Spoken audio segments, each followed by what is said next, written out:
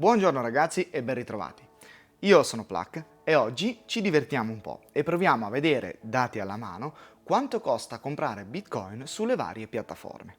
Prima di cominciare vi chiedo cortesemente di iscrivervi al canale se ancora non l'avete fatto e di attivare la campanella, così sarete sempre aggiornati quando uscirà un nuovo video. Inoltre, se apprezzate i miei contenuti, potete supportare il canale donando anche solo un caffè utilizzando il QR code che compare durante il video oppure sfruttando il Lightning Address presente in descrizione. E qual è il miglior modo per conservare i vostri Bitcoin che non volete trasferire per nessun motivo? Beh, conservarli su un hardware wallet. Se dovete quindi acquistare un hardware wallet, potete usare il codice PLAK per avere uno sconto del 5% sull'acquisto di prodotti Bitbox, come il Bitbox 02, del quale trovate anche il tutorial completo sul mio canale. Bitbox 02 è un signing device molto semplice da utilizzare, open source e di produzione svizzera, un ottimo compromesso tra semplicità di utilizzo e sicurezza dei vostri fondi. Vi lascio il link diretto in descrizione, vi ringrazio di cuore e ora andiamo avanti.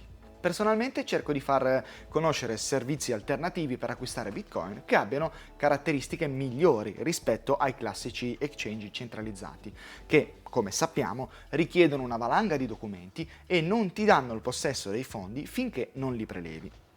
Quello che però mi viene sempre contestato è che i servizi che propongo sono troppo cari e che non ne vale la pena.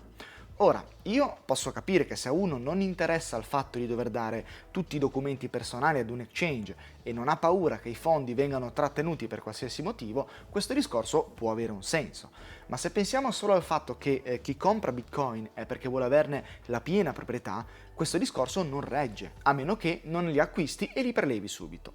In questo caso allora sì, do i documenti, acquisto spendendo poco di commissioni e prelevo subito, sperando che non me li blocchino per qualche strano motivo. Ma la domanda che mi faccio è: siamo sicuri che sia davvero così conveniente acquistare sugli exchange? Per rispondere a questa domanda mi sono messo lì e ho fatto qualche ricerca per capire quanto costasse fare un'operazione di acquisto e prelievo su varie piattaforme in modo tale da poterle confrontare con quelle che di solito cito sul mio canale. E ragazzi, il risultato vi stupirà. Partiamo col dare un po' di contesto. Ipotizziamo di voler acquistare 100 euro di Bitcoin e ipotizziamo che il prezzo di Bitcoin sia 100.000 euro, così i conti sono più semplici. La transazione sarà on-chain, perché quasi nessun exchange accetta Lightning, ma questo lo approfondiamo dopo. I movimenti saranno i seguenti: verso 100 euro, acquisto e prelevo i Bitcoin. Ora, alla luce del contesto, vediamo quanto effettivamente ci rimarrà in tasca in Bitcoin dopo aver effettuato tutte le operazioni. Vi comunico che non è stato per niente facile trovare tutti questi dati, perché a mio avviso c'è un po' di confusione, i dati cambiano spesso, però questi, quelli che vi propongo, sono quelli che ho trovato al momento in cui sto registrando. Partiamo con il fare l'operazione su un exchange molto conosciuto, che si chiama FTX. È fallito. Scusate. Allora niente, partiamo dall'Italia e vediamo The Rock È Trading. fallito anche quello? Ah, davvero? No, dai, scusate ragazzi, a parte gli scherzi, gli exchange che ho preso in considerazione sono Coinbase, Binance, Crypto.com, Young Platform, Bitpanda, Kraken e BingX. Poi ho preso altri servizi come Relai, Bull Bitcoin, Pocket Bitcoin e Bitcoin Voucher Bot. Per quanto riguarda gli exchange classici, ho preso come riferimento le commissioni dei servizi pro, quelli per fare trading, diciamo, altrimenti le fees sarebbero state veramente troppo elevate. Partiamo dal deposito. Abbiamo Coinbase che si prende lo 0,15% del deposito. Direi che è l'unico che vuole, diciamo, una commissione per il deposito tra quelli che ho scelto. Per quanto riguarda le commissioni di acquisto, gli exchange sono quasi tutti molto competitivi. Partiamo da Binance che prende lo 0,1% di commissione, Young Platform lo 0,2%, poi abbiamo Kraken con lo 0,4%, Crypto.com con lo 0,5%, Coinbase con lo 0,6% e fanalino di coda Bitpanda con lo 0,99%. La commissione di Bitpanda è più vicina ai servizi che di solito vi mostro sul mio canale. Abbiamo Relai con l'1%, se è un referral compri più di 100 euro e fai un acquisto ricorrente, poi Pocket Bitcoin con l'1,5%, il Voucher Bot con il 2,5% e alla fine abbiamo Bull Bitcoin che non ha una commissione vera e propria, ma ha uno spread sul prezzo di Bitcoin dell'1,5%. Tutti questi servizi hanno in comune commissioni di gran lunga superiori a quelli degli exchange. Ora però noi li dobbiamo prelevare i fondi che abbiamo acquistato e qui viene il bello. Se volessimo prelevare dagli exchange, la situazione che si presenta è la seguente. Abbiamo Kraken, che è la più onesta, e chiede 0,00001 Bitcoin, un euro sostanzialmente, se consideriamo Bitcoin a 100.000 dollari. Anche Coinbase devo dire che si difende bene facendo pagare solo le commissioni di rete a quanto pare, anche se però dovrebbe avere un minimo che si aggira attorno all'euro. Poi abbiamo Binance che qui fa una distinzione che io non capisco proprio, ovvero 4 euro se prelevi su Bitcoin Legacy e 100 euro se prelevi su Bitcoin Segui, roba da pazzi. Poi abbiamo BingX 4,90 euro, Young Platform 10 euro, Crypto.com 40 euro e Bitpanda 3,90 euro. Ovviamente l'importo richiesto è in Bitcoin, io ve l'ho detto in euro per essere più chiaro. E invece gli altri servizi come si comportano? Abbiamo Pocket Bitcoin che vi fa pagare solamente i costi di transazione, ma quelli reali.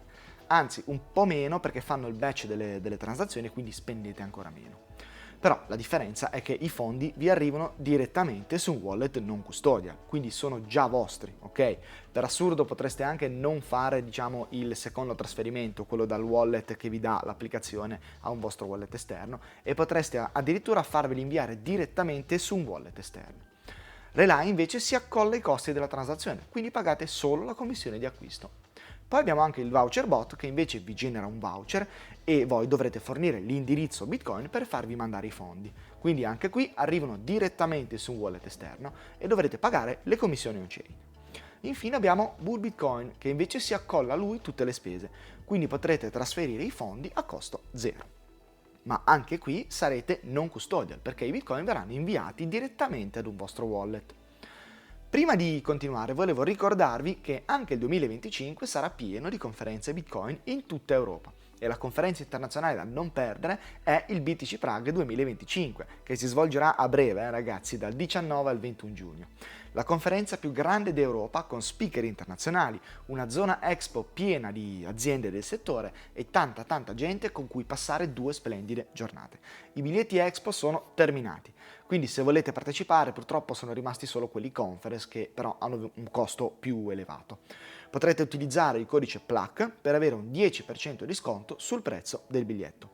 Link in descrizione per i ticket. Ci vediamo a Praga. Bene, ora che abbiamo snocciolato un po' di dati, proviamo a stilare una classifica. Vediamo un po' che cosa esce fuori. L'acquisto effettuato è di 100.000 Satoshi, al quale ora andremo ad applicare tutte le commissioni. Non ci crederete mai, ma al primo posto si colloca Relay con 99.000 Satoshi portati a casa. Al secondo posto, a pari merito, troviamo Kraken e Coinbase con 98.600 sats, quindi bravi. Al terzo posto abbiamo Pocket Bitcoin, a pari merito con Bull Bitcoin, con 98.500 sats. A Pocket Bitcoin però dobbiamo togliere anche le commissioni di rete, che però sono variabili, ma in questo momento si aggirano attorno ai 300 sats. Tutti questi servizi richiedono il KYC, ma Kraken e Coinbase comunque conservano i vostri fondi finché non li prelevate, mentre gli altri 3 servizi vi inviano direttamente i Bitcoin su un vostro wallet e non vi prendono mai il controllo dei fondi. Differenza non da poco. Al quarto posto poi troviamo il Bitcoin Voucher Bot con 97.500 sats, al quale dobbiamo togliere le commissioni on-chain di 400-500 sats, un po' di più rispetto a Pocket Bitcoin perché non fa il batch, ma te li invia appena fai il redeem del voucher e usa una priorità un po' alta. Il voucher bot però al momento non chiede i vostri documenti ed è non custodial.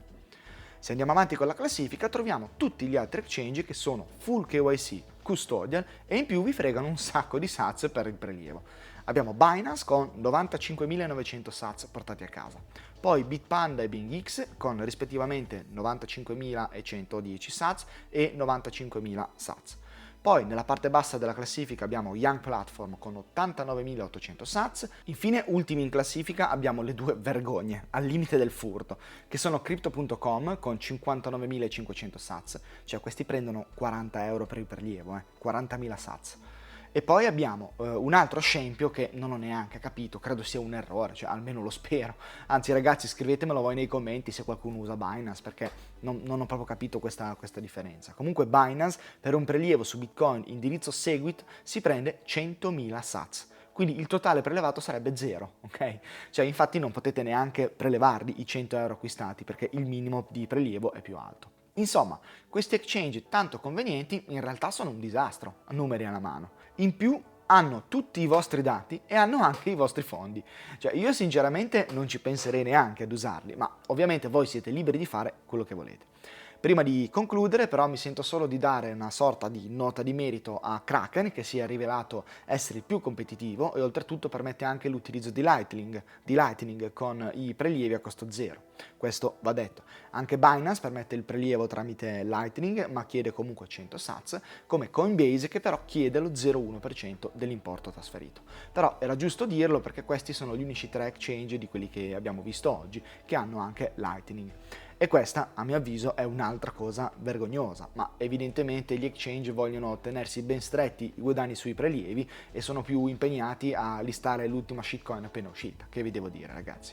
Bene, io qualche numero ve l'ho portato, ora a voi la scelta. Vi lascio ancora in sovraimpressione la classifica, così ve la rivedete un attimo.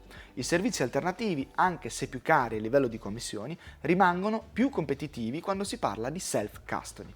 Inoltre non vi ho nominato gli acquisti peer-to-peer, ma se consideriamo una commissione media del 10% per quei servizi, si posizionerebbero comunque al di sopra di quasi tutti gli altri exchange. Io per oggi ragazzi ho terminato. Se il video vi è piaciuto vi chiedo cortesemente di lasciare un bel like e scrivetemi la vostra esperienza nei commenti, mi raccomando che ci tengo, voglio saperla.